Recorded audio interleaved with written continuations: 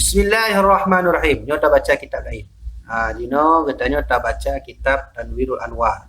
Itu kitab yang disurah kembali oleh almarhum Abu Yang Mudawali Al-Khalidi. Jadi yang perlu Tuan sampaikan bahawa waktu kita tabut kitab Tanwirnya, ibarat kita tabut bak dua orang ulama. Pertama, pengarang kitab asli kitab ini. Kitab ini dasarnya adalah kitab Kashful Asrar karya Syekh Muhammad Saleh Al-Minangkabawi. Cuman waktu teruk kitabnya di hadapan Abu Yang Mudawali, kalau ni kitabnya ternyata ada kesalahan dan le surah yang perlu tapi banyak. Maka Abu Yang Mudawali ni panjang kitab karya Syekh Muhammad Saleh benar. Maka jadilah kitab ini Tanwirul Anwar. Yang payah ni, payah begah dia baca. Ya, jadi kita lanjutkan pembahasan yang selanjutnya. Bismillahirrahmanirrahim. Soal, dan apa kata kamu pada orang yang beramal dengan tiada mengetahui ilmu yang tiga itu? Ya. Gimana ilmu yang tiga itu? Ilmu tauhid, tasawuf dan fikih.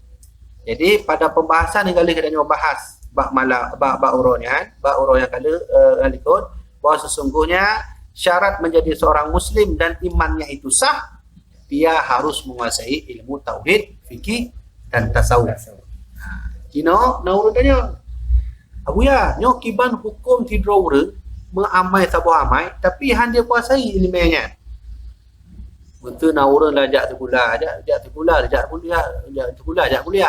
kat S1, S2, S3 sehingga orang yang model lain wate semayang, wate puasa, wate zakat, wate umrah, wate mengamaikan amal, hai tepu ilmu tauhid, hai tepu ilmu tasawuf, hai tepu ilmu fikih, kiban hukumnya. Maka dijawab oleh Abu Ya Mudawali dengan Syekh Abdul Saleh. Sabda Nabi SAW, tiada terima segala amal ibadahnya, dan kalau mengerjakan haji sekalipun, dan lagi haram menuntut ilmu fardu kifayah sebelum mengetahui ilmu fardu ain. Yang fatwa Abu Ya, tidak sah seorang muslim yang sudah balik, dia lalu beramal, dia lalu mengerjakan haji umrah yang sudah dewasa dia dekat. Kalau dia tidak memiliki ilmu tauhid, tasawuf fikih, maka fatwa Abu Yang Mudawali dan Syekh Muhammad Saleh tidaklah sah haji dan umrahnya. Hantar tu. Tuan nak haji nengku, nyo, haji. Nak tauhid dah baik. Ana, hadati ana tak. Berarti sama lagi semayang. Kita tanya dah semayang. Ilmu tauhid ana dah tepu dah. Hantar semayang. Jadi Jino yang getanya tak pilih imam, kan imam yang jid hafal Quran level juz. Bukan itu ukuran dia harus bisa jadi imam.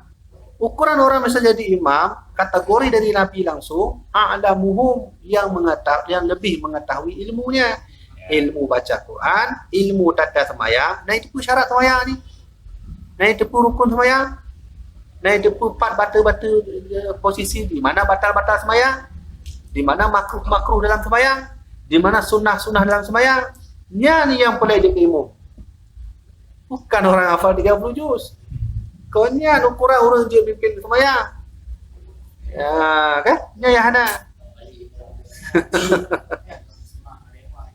Ya kan? Nyo kerja tadi lagi nyo nak longkan don bak sabuh masjid. Nah orang tengku imam ni kan, yang katalah lu tua waktu yang lu ikut imam, dia ulang lu ikut tu semayang. Waktu baca, waktu je ke imam semayang, memang Fatihah itu harus dijahar. Kenapa? Dia imam. Ternyata waktu di semayang sunnah ada rukun kauli yang tak dibaca lewat mulut. Rukun kauli, salah satu rukun kaulinya adalah asyhadu an la ilaha illallah. Dan kalau di semayang sunnah ikutnya, kalau nampak hana apa, berarti rukun kauli tak dibaca. Maka yang begini ni tak sah secara hukum Islam. Dia tidak sah menjadi imam dalam solat. Ya, menurut Syafi'i dia nak hukum mazhab lain mungkin dia lagi kan. Kalau menurut Syafi'i dan dia bermazhab Syafi'i, dia tidak sah. Tapi semua sepakat para alim ulama, ittifaq para ulama mazhab bahawa syarat menjadi imam itu harus cocok guru yang alim. Kalau guru yang hafal level juz. Memperleceh dah fail level 7 saya. Tapi konyan urutan ni, urutan pertama a'lamuhum mikil Nabi Muhammad. Tengku, moyo dua roimum ka sama-sama alim, yan baru ikil Rasulullah afsahuhum yang lebih fasih bahasa Qurannya. Ya, baru hidup ini. Kan? Lebihnya kan halnya. Nabi tahu empat yang hafal Quran baru. Kau hafal Quran? Hah? Suara-suara. Okay? Ini fatwa Abu Dali.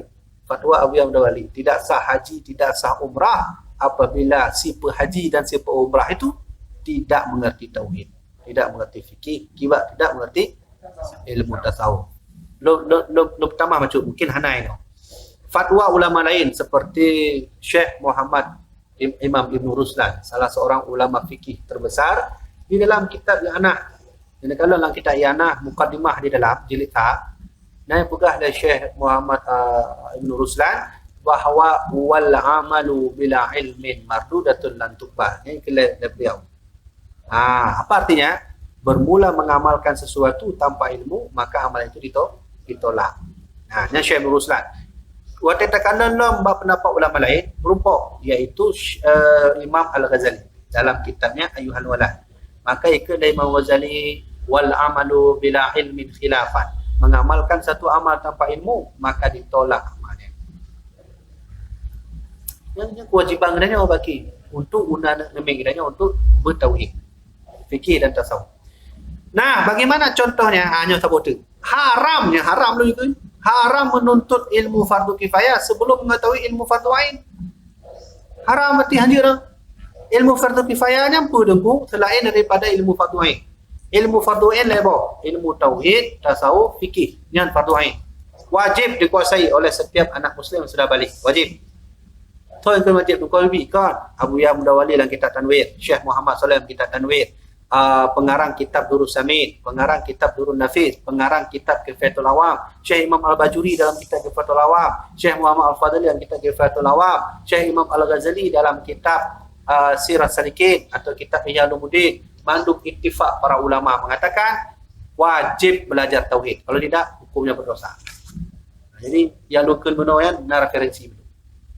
Ya, ini buat tingkat ulama hai Bajuri. Habis. Abu nak kurang kan. Nah, ilmu fardu kifayahnya apa? Matematika, biologi, fisika, kuliah, ilmu kedoktoran itu ilmu fardu kifayah. Munyo nak mi dan yo kedai kat SLA, bijak cok ilmu fardu kifayah, hai tutut ilmu tauhid, maka hukumnya haram. Siapa bilang? Abu Dawali dan Syekh Muhammad Saleh dalam kitab Tadbir Anwar. Yang betalah ke yang kenyang tunggu habis kondon. Anu tinggal baca lon ke. Kena baca ke. Nah, bagaimana misalnya Abu Dawali? Dijawab oleh beliau. Misalnya seperti seorang berutang qada semayang, luputnya dengan tiada uzur. Haramlah berbuat sunnah sebelum habis qada semayang yang luput dengan tiada uzur. Dan lagi ni surahnya ini. Kiban hukum dengku bahawa ilunnya mentol 3 semayang wajib. Tapi ilun habis-habis semayang sunat. Hukum semayang sunat itu tidak boleh. Haram. Contoh, ilun tuannya, betul contoh, 3 semayang wajib 5 tahun. Tapi kan katanya tak lakukan semayang tarawih. Atau tak lakukan semayang sunnah rawatib. Maka semayang sunnah rawatib hukumnya haram. Kenapa? Ada wajib, ada yang gantung. Contoh yang wajib deh. Yang lagi contoh, tuan hutang ron. Hampir nyampe 5 juta. Minggu ke loan gantung. Kak, kemudian pinjam orang lain, pinjam 5 juta. 2 minggu ke loan gantung. Maka loan lebih bayar kena boleh daripada kena. Yang je lah. Tidak boleh. Harus bayar sini dulu baru ke situ. Begitu juga semayang sunnah tadi, semayang wajib. Ya. Lalu bagaimana lagi hukumnya? Hukumnya orang yang meninggalkan fardu itu fasik hukumnya. Karena meninggalkan menuntut ilmu yang fardu ain tiada sah jadi wali nikah. Yang kami tadi. Habis hanya tadi yang itu wali nikahnya hantar. Jadi kalau meninggalkan hanya mufhum wujud kita bakal, hanya mufhum rukun sembahyang, hanya mufhum rukun umrah dan sebagainya, hantar jadi wali nikah. Ini kalau biar wali kau. Hantar jadi wali nikah. Umat kula hawadah Hana hawa itu anak anak tahu ni. Gimana cara man? Wakilah. Gimana cara wakilah? Kepada ulama. Kan lagi kan? Bila nak kula mufum roh dari ilmu. Gimana cara? Aku tunjuk bak bulai di ting tu contoh. Atau lumbuk tunjuk bak budi. Silakan pun nikah. Kan lagi cara. Dia kan kau mufum dia kan? Ulang tu. Berarti jika lawi ada wali dan Syekh Muhammad Saleh, kalau dia tak menguasai ilmu fardu ain, maka tiada sah dia jadi wali nikah dan jadi saksi nikah, entah si dari nikah. Kenapa? Karena dia itu fasik. Kenapa fasik? Karena meninggalkan sembahyang. Kenapa juga? Karena dia meninggalkan ilmu tauhid, fikih dan tasawuf. Dan mana asal amal dan mana asal makrifat. Dasar amal itu mana? Dasar makrifat itu apa? Bermula asal amal dan asal makrifat itu ilmu. Dengan sebab itulah wajib menuntut ilmu. Urutannya apa ya? Dasar amalnya 4 tacok. Dan dasar makrifatnya 4 tacok. Makrifatnya bro, orang yang mengetahui diri dengan Allah. Yang perlu ilmunya perlu dalam sembahyang. Waktu takut Allah lagi nyo. Apakah hubungan kita tersambung ke sana? Punya hendak tersambung? Mantap ya. Entah maya. Berarti kan boleh tacok imam yang betul-betul ilmu yang diraya kan? Betul dan tuan imam atau dia tanyalah tak imam tak boleh Allah. Yang waktu kan boleh Allah ni takbiratul ihram. Kenapa disebut takbiratul ihram? Ihramnya mengharamkan segala sesuatu yang hanya salam sembahyang. Yang betul contoh lagi kan. Waktu kan boleh Allah, apakah hubungannya sudah tersambung ke sana? Kalau sudah, maka insya-Allah makmumnya sah sembahyang. Tapi punya hendak tersambung, hansah dia. Yang kau main dia ada lain tu imam kan. Iji tu Muhammad fikir masalah hutang dalam sembahyang yang kita ikut. Nyan, maka hiro orang ditanya wa awiya lipat dasar imam marifatnya kamu boleh kamu imamnya. Jadi agar kamu connect dengan Allah waktu kamu sembahyang pak macamnya. Ikalah awiya. Kalau begitu harus menuntut ilmu. Harus menuntut ilmu, ya kan? Sebab itulah wajib menuntut ilmu. Ya kan?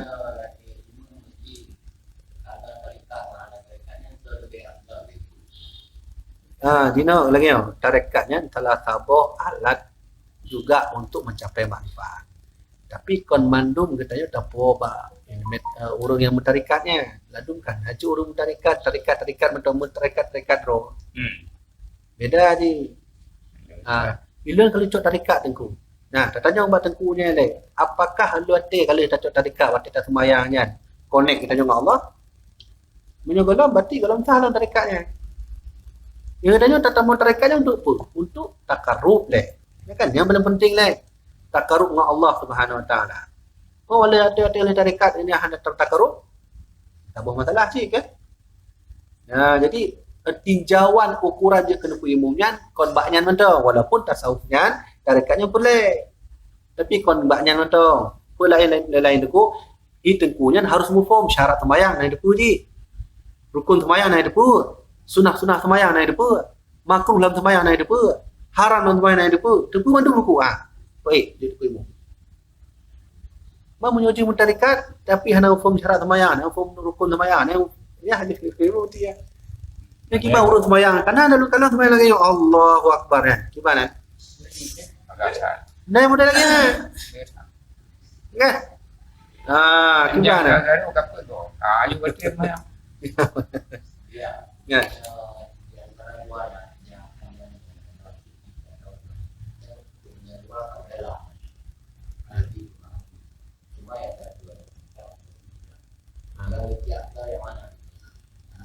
Oh ya, tidak yang nak tarikat lah.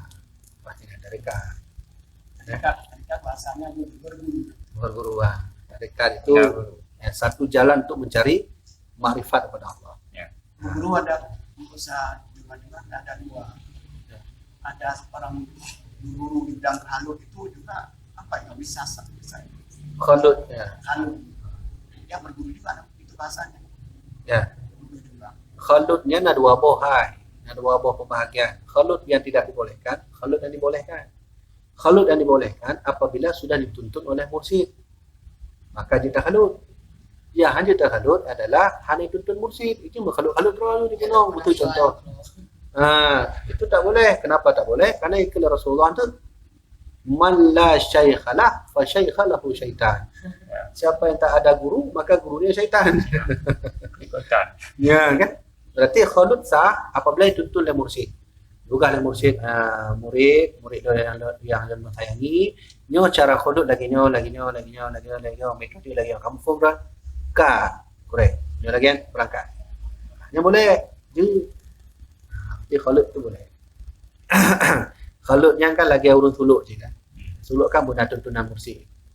Sebenarnya bahasa kita Sekarang. bukan bahasa apa. Kamu tu dah baca. Yang terakhir, ada orang bertanya kepada Abuya, dan mana asal ilmu itu? Gunakan dua buah tanya. Ya, dasar ilmu dengan dasar makrifatnya empat. Kayak jawab oleh Abuya. Kalau tu ilmu, lagi jawapan ni. Dino lebih terperinci tanya. Punya lagi Abuya, dasar ilmunya secara terperinci gimana? Makanya jawab dalam apa? Bermula asal ilmu itu Quran. Nanti benar ilmu Quran deh. Bermula ilmu yang tiada muafakah dengan Quran dan hadis, ilmu itu mardud, tiada boleh dipegangi. Berarti dasar ilmu itu harus sesuai Quran dan hadis. Punya getanya tak amaikan hanya sesuai dengan Quran dan hadis, maka itu bukan disebut dengan dasar ilmu. Maka dia harus paham tentang Quran dan hadis. Dino kan cara memahami Quran hadis juga ya dari kitab. Kita kan karena mendu ya. Kitab kita baca nyonya karena mendu. Lalu murang kalangian aku nama ada orang ni dicok do Quran dipahami kero. Dicok do hadis pahami kero. Sehingga apa terjadi error ni. Gimana error? Nah, terulah bahwa kaki Allah itu bertempat di atas kursi. Kursi. Ya, rumah yang kan gimana cara mana? Yang orangnya kananya. Dan kalau dalam Quran depak orangnya, baklun ada datanya. Quran depak leh halaman baru. Nah tulisan bahawa kursi itu adalah tempat telapak kakinya Allah. Lagi itu telapak kakinya Allah. Berarti Allah itu ada telapak untuk mereka. Dan Allah ada kaki untuk mereka. Maka yang model seperti inilah ya, orang-orang yang tidak muafakah, tidak cocok lagi dengan Quran dan hadis. Padahal Ali bin Abi Thalib pernah berkata, "Puy kala Ali, innal ladzi kayfal kaifa la yuqal lahu kaifa." Allah yang menciptakan bagaimana, jangan bertanya Allah itu bagaimana. Kalau kan innal ladzi ayyana al-aina la yuqal lahu aina. Allah yang menciptakan di mana, tidak pantas kita bertanya Allah di mana. Siapa itu yang mengatakan itu? Ali bin Abi Thalib. Wa innal ladzi kayyafal kaifa la yuqal lahu kaifa.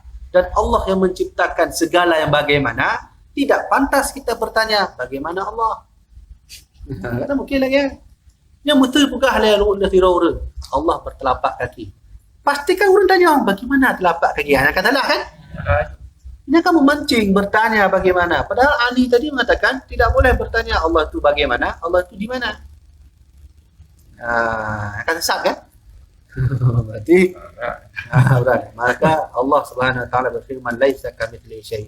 Allah itu berbeda dari sesuatu apapun. Itu benar oleh Nabi.